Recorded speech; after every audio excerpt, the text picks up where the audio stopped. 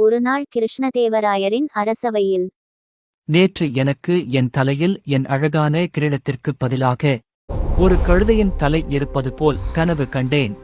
சபையோர்களே, கூறுங்கள், இந்த கனவிற்கு அர்த்தம் என்ன?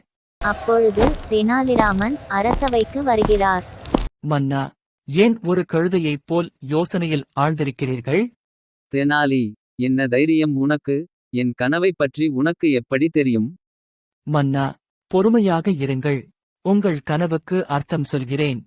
நீங்கள் கழுதையைப் போல அல்ல, கழுதை உங்களைப் போல இருக்க விரும்புகிறது. என்ன சொல்கிறாய்? ஆம் மன்னா, நீங்கள் குடிமக்களின் சுமையைச் சுமந்து அவர்களை பாதுகாக்கிறீர்கள். அதை பார்த்த கழுதைகளுக்கு உங்களைப் போல ராஜாவாக வேண்டும் என்ற ஆசை வந்திருக்கும். அதுதான் உங்கள் கனவில் வந்திருக்கிறது. தெனாலிராமனின் புத்திசாலித்தனமான பதிலால் மன்னர் மகிழ்ந்து தங்க நாணயங்களை பரிசாக வழங்கினார்.